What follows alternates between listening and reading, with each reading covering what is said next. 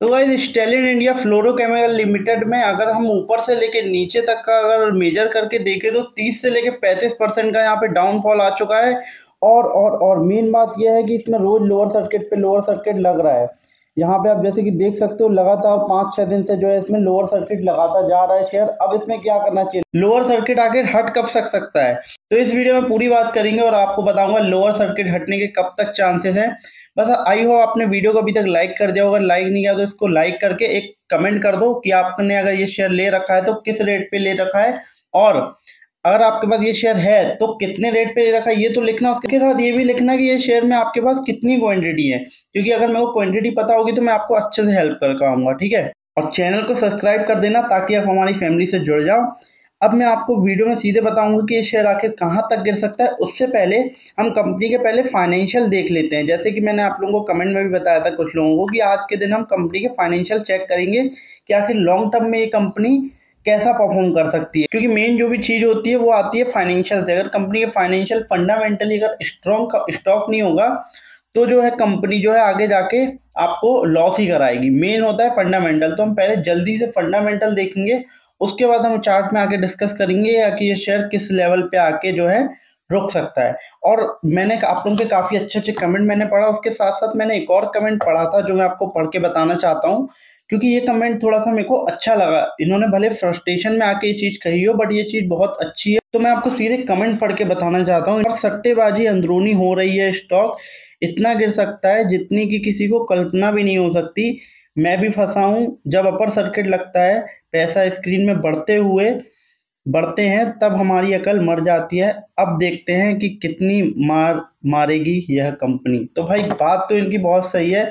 जब यहाँ पे ये जो शेयर आपको ऊपर जाता हुआ दिख रहा था तब सब लोगों ने बाय किया, और जो प्रॉफिट आ रहा था किसी ने भी बुक नहीं किया, किसी ने भी प्रॉफिट जो है यहाँ पे बुक नहीं किया। सब जो है इस रैली का मजा ले रहे थे। स्क्रीन में प्रॉफिट देखने से कुछ नहीं होता, उसको घर भी लाना पड़ता है।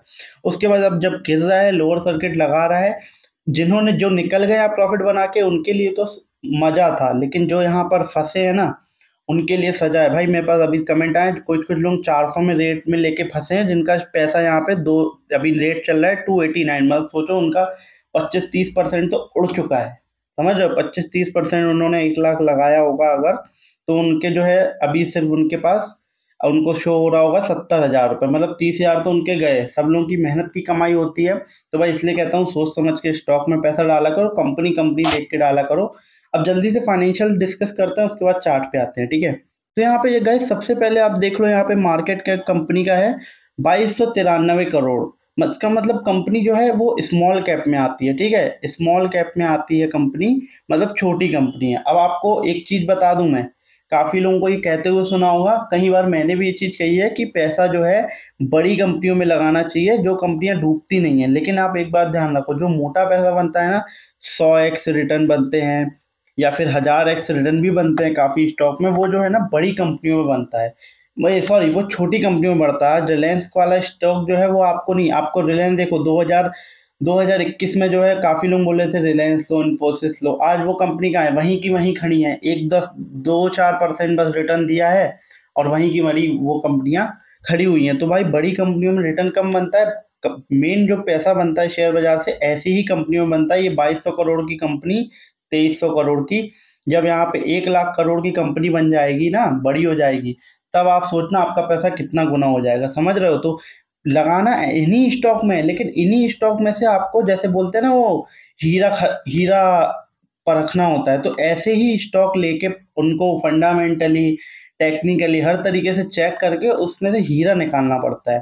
तो जैसे ये स्टॉक जो है, अभी सिंपल सी बात करें, जैसे इसका पी चल रहा है 51 का, तो कम जो इसका इंडस्ट्री का पी है उसके आसपास ही इसका पी भी चल रहा है, ठीक है।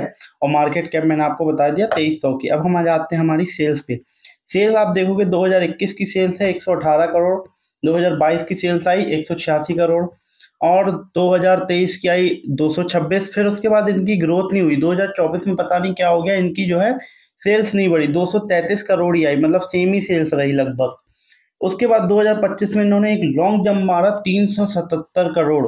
अब तक की सबसे ऑल टाइम हाई पे जो है ये सेल इनकी है, ठीक है। और कंपनी आईपीओ भी तभी लाती है जब ये ऑल टाइम हाई पे आता है।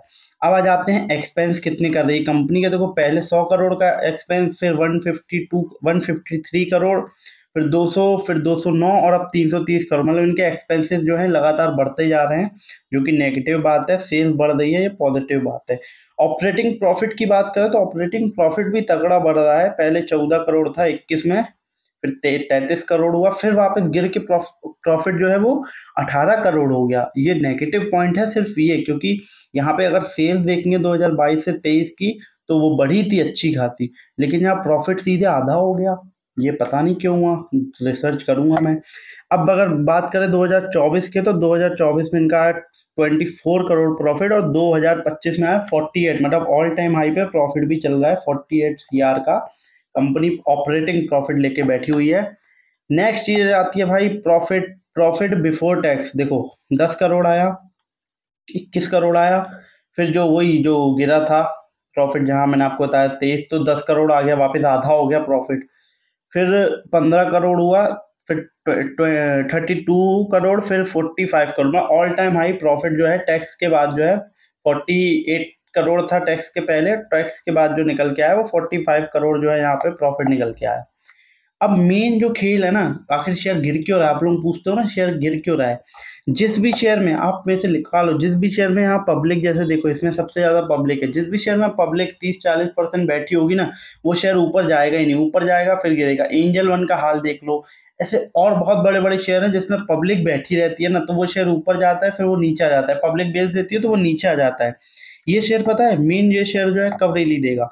यहाँ पे आपको दिख रहा होगा ये एफआईआई और डीआईआई, ये जो दो है ना, ये दो अगर यहाँ पे जैसे इनकी देखो कुछ है ही नहीं। अब मेन चीज यहाँ पे एक और चीज आ जाती है, जैसे देखो एफआईआई की जो है यहाँ पे मार्च 2025 में 3 से 4% होल्डिंग थी और डीआईआई की थी 4.70%। अब आके देखोगे इनकी जीरो हो चुकी, मतलब इन लोगों ने अपना माल बेच दिया है। कुछ रीजन होगा इस कारण से इन्होंने बेचा है। यहाँ पर अगर जून वाला हम देखें, जून में, तो जून में फिर भी डीआईआई की तो थी, लेकिन एफआईआई उसी टाइम बेच के जा चुके थे। और जून में 2025 में जब एफआईआई ने यहाँ जीरो आया तो उनका थोड़ा सा स्टेक बढ़ा है, लेकिन डीआईआई का जो है बिल्कुल ही जीरो हो चुका, मतलब डीआईआई तो पूरे निकल ही गए हैं शेयर से। अब जब तक जो है ये लोग बाय नहीं करेंगे ना, तब तक ये शेयर लोअर सर्किट का तो पता नहीं, लेकिन ऊपर तो नहीं जा सकता। लोअर सर्किट हो सकता है तोड़ दे, अभी उसके बारे में डिस्कस करेंगे, वीडियो में एंड तक बने रहना। और चैनल पे अगर नए आए हो तो वीडियो को लाइक करके चैनल को जो है सब्सक्राइब कर देना और कमेंट करके बताना आपका जो भी क्वेश्चन हो, ठीक है। अब देखो मेन चीज यही आ जाती है, मैं आपको क्लियर बता रहा हूँ। एफआईआई डीआईआई जब तक इस शेयर में जो है बाय नहीं करेंगे ना, तब तक ये शेयर जो है ऊपर की तरफ हमें जाता हुआ तो देखने को नहीं मिल सकता। लोअर सर्किट टूट सकता है, ऊपर की तरफ जाने में दिक्कत हो सकती है। इन दोनों को जो है खरीदी करनी होगी, तब जाके ये शेयर जो है ऊपर की तरफ जाएगा। और अब हम आ जाते हैं मेन चार्ट पे, ठीक है। वापस चार्ट पे आके हम समझेंगे अब कि आखिर ये शेयर का जो है लोअर सर्किट कहाँ पे टूटेगा और आगे क्या करना चाहिए। फाइनल बात आपको बताने वाला हूँ। तो गाइस अब हम वापस आ चुके हैं चार्ट पे, और अब मैं आपको बताता हूँ आखिर ये शेयर जो है यहाँ पे किस लेवल पे जो है आके रुक सकता है, ठीक है। पहले तो मैंने आपको पहले भी वाली वीडियो में बताया था, ये जो एक 1 आवर के टाइम फ्रेम में ये जो 200 EMA है इसका सपोर्ट ले सकता है, ठीक है।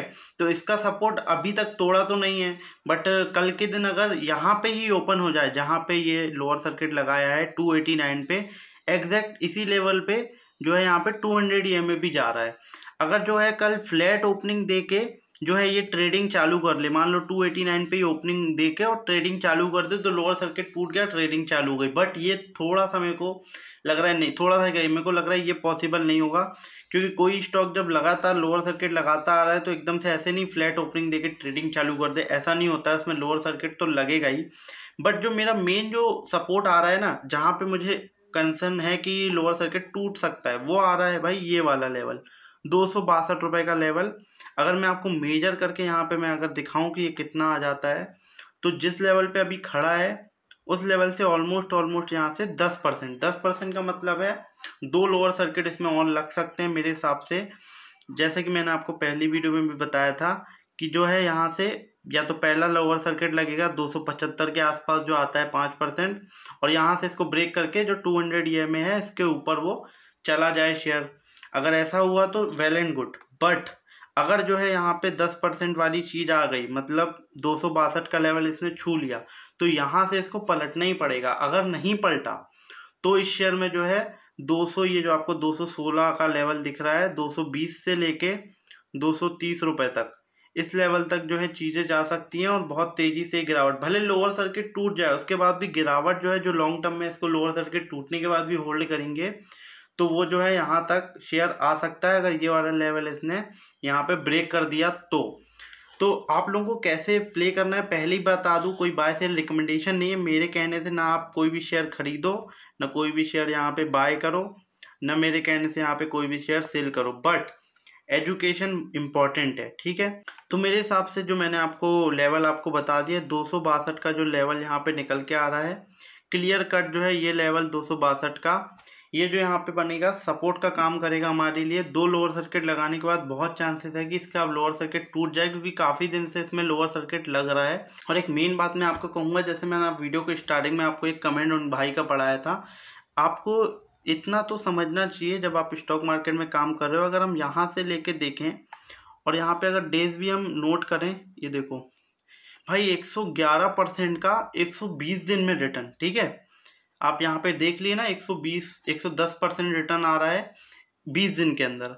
अब आप खुद एक बार सोच के बताओ, एक बार आप खुद ये चीज़ सोचो, 20 दिन में 111% रिटर्न, मतलब कंपनी ऑलमोस्ट डबल, मतलब उसका जो शेयर था वहां से ऑलमोस्ट प्राइस जो है डबल चलेगा। मतलब भाई आप बिलीव कर सकते हो, ये तो वही बात हो गई यार कि वो जो हेरा फेरी वाली पिक्चर में वो बोलता है 21 दिन में पैसा डबल। तो भाई जब अगर कोई शेयर यहाँ से लेके यहाँ तक मतलब 20 दिन में 100% का रिटर्न दे गया, तो आपको नहीं लगता उसमें रिस्क होगा? तो भाई जब आप इन्वेस्ट करने से पहले ही ये चीज़ें सोचा करो। आप लोगों की थिंकिंग या जनरली किसी की भी थिंकिंग पता क्या होती है?